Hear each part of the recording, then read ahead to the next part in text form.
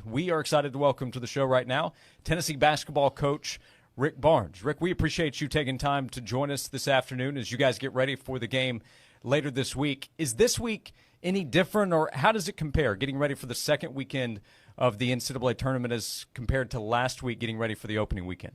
No, we try to stick to the same schedule that we've always stuck to, and with the primary focus being freshness, being keeping people healthy, and but also with that said, there's a balancing act there where you want to make sure we do all of our prep. And normally throughout the year we work on a 2-day prep, and you're able to do that obviously on the Friday game, which it's almost Saturday really. By the time we get done, it will be Saturday, but. Then the next day, it's a different prep. But at this point in time, honestly, we've seen a lot. Creighton's an outstanding team. They really shoot the ball. They got a terrific post player in there, and so we know them. But they're going to know us as well. And so right now, really, the whole mindset is not just keep our guys fresh physically, but mentally as much as anything, because it's a long year. It's so hard to win a game in this tournament, let alone every weekend it gets more difficult because of obviously people are playing good basketball. Coach, what's the difference in what you're telling your defenders on the wing when you're playing against a team that shoots it as well as Creighton and shoots it as much from the three-point line as Creighton versus a team that necessarily doesn't shoot the ball well from the outside? What are you telling those perimeter players on the outside differently versus a team like Creighton?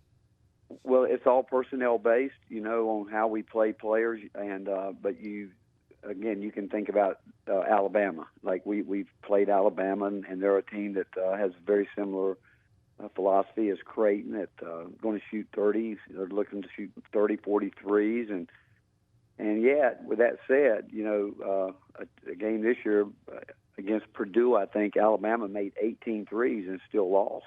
And a team like Creighton's going to make their shots. They're going to make them because that's what they do, and they've got to be on our term. It can't be a player that we know that we don't want to give him much space at all, or we can't be late with our closeouts. There's some players that you stand the gap a little bit longer. There's some you have to bluff and get back real quick and try to slow down the guy coming at you so the defender on the ball can get back in front.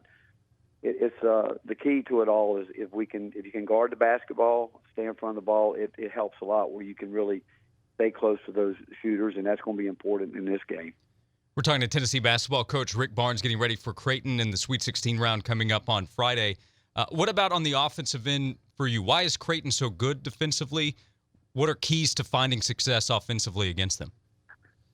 Well, one, they don't foul, and they again, I think they know who they are. They play a really they're going to play out to the 3-point line. They're a team that has a really good post defender he's like a one-man zone back there, and it's something people refer to it as drop coverage. So if you want to set ball screens or anything like that, they're content with you coming off, and if you want to shoot the mid-range shot, shoot it. If you want to come to the rim and challenge him, come on in there.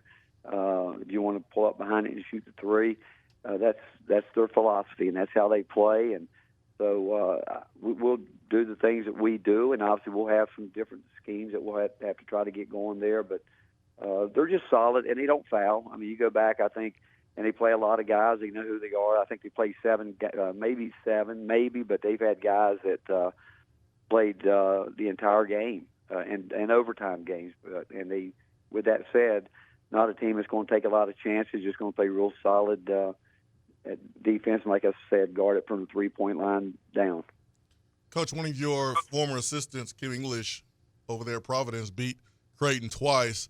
Are you guys talking it up on the phone, or are you just looking at the film and that's really all you need? The tape is the tape. Well, we've got to do what we do. I mean, obviously, I'm going to say talk to Kim, but it's our team. We got two different teams. He plays the way he plays, and we know our players. His players did what he needed them to do. We watch. You'd be amazed how many tapes we watch. I mean, I watched 4 different ones last night. My assistants are going to watch a lot more than that, and not just that game, but you're just trying to keep searching. I mean, I go back and watch the game when Creighton just took Connecticut apart, and if you go back and look at it, they made shots, but also you listen to the coach after the game, Coach Hurley. What did he think went wrong, this, that, or whatever. So you're just doing a lot of research, and it's not just Coach English and his teams, but it's everybody. I mean, you're going to go back and just try to get as much as you can, but know that we know our players and we know what our players are capable of, and we can't ask them to do something that maybe Coach English's players could do or whatever. We're just trying to give our guys the best scout report we can give them. We're talking to Tennessee basketball coach Rick Barnes, and Saturday night after the win against Texas, you were talking about the trust you have in Zakai, asking him, hey, do you need a rest? Do you need to come off the floor? Are you good? How much is trust, communication, a part of what your team has been able to accomplish to this point? Well, I can tell you, with the point guard position, it is trust, because that's such an important position on the floor. It's like a quarterback in football or catcher in baseball. Somebody's really directing the game for you. But we've been through a lot this year. We've had a lot of games, and I think trust is important, where we know we're going to go out and give it everything we got, and that's what you want. I mean, we can't control the players. Believe me, they want to make every shot they shoot. Some nights the lid's on it, you can't make it. But the other things, your effort, the 50-50 balls, the blockouts, the details of taking care of the scout report, whether it's out of bounds on the side, underneath, all that plays as much into it. And again, I've told people, we played good basketball this year at times, but didn't make shots. In a couple of the games, we shot the ball well, but we didn't play good basketball from our eyes in terms of what we want to do. And making shots definitely makes the game easier. But if you don't, you still got to find a way to try to win a basketball game. And normally that's through your defense and rebounding, taking care of the ball.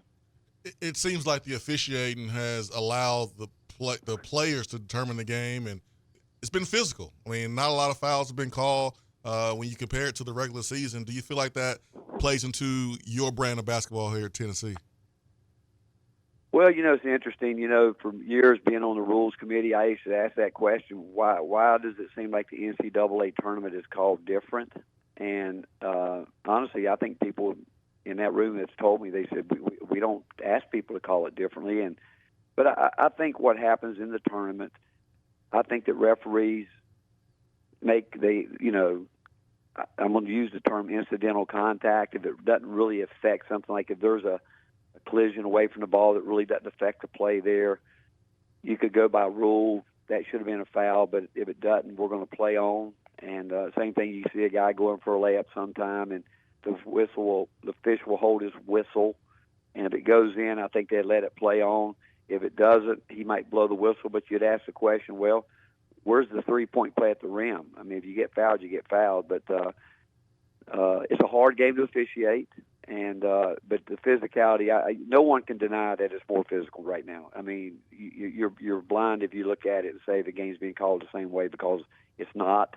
And but you have to adjust to it, and again, we'll have to adjust to it. I mean, we're getting ready to play a team that doesn't foul, and we're going to see how it plays out. And I say that all you got to do is look at their stats; they don't foul, and we're going to. And we try not to foul. People might not believe that, but we harp all the time about we don't want to put teams on the free throw line. We want them to earn every point they get.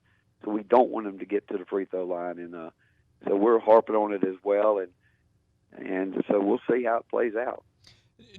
What is that conversation like with a player like Tobe, whose aggressive play and what he's able to do for you off the bench is obviously so important? He did have foul trouble the other night. The kind of give and take of him playing the way that he does, but also trying to avoid those fouls that can keep him from having the minutes you want him to have. The fouls that he's got to avoid, it's the ones where. Normally on an offensive rebound, where he's just got a great innate ability to pursue the basketball. And like I could have said the other night, based on rule, when somebody blocks you out, if they don't jump and you go over their back, it's really shouldn't be a foul on him. And if a guy's backing underneath it, he's supposed to jump. And but those are the ones that Tobe, because when I took him out, he said to me, he said, "Coach, please let me go back in the game in the first half." And I told him, I said, "Okay, I'm going to put you in, but you cannot foul." And but he couldn't help himself, because that's who he is. And I knew it, putting him back in. But a lot of the numbers out there too suggest that when a guy gets 2 fouls, you should play. You can still play him, but depending on who it is, sometimes I will, sometimes I won't. But he's a guy that he went in and made an impact while he was in there. But I probably should have got him out every minute and a half, so he doesn't get so wound up in the game where he forgets that he's playing with 2 fouls. Coach, one thing that really stood out to me is normally when you are about to be in a one-on-one situation, you want to get the ball to your best free throw shooters by percentage. But Jonas got the ball, and Jonas has been 60% or so, but he gets to the free throw line, nails it, barely hits the rim, and you guys shot the ball really well from the free throw line. Well, that's another thing I can't tell you. You know what? I kid Tony White. While I was an assistant coach at the University of Alabama, I came up to Nashville and scouted Tennessee and Vanderbilt back. Tony was leading the nation in free throw percentage. He was like 92, 93%. They fouled him 3 times. Back then it was all 1-and-1, and he missed the front end of all 3 of them. And I kid him about it because he'd had 40 that night if he'd have made those free throws. And Jonas Adu, believe me, can shoot the ball.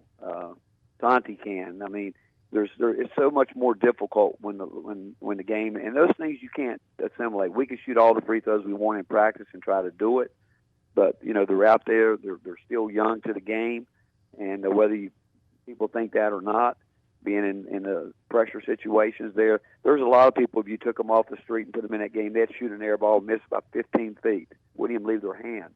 And so, as much as we want them to go up there and make it, it's not as easy as everybody thinks for some guys. And but yeah, you're right about wanting to get the best shooters there. But like I said, sometimes you get your best shooters there, and they still don't make them.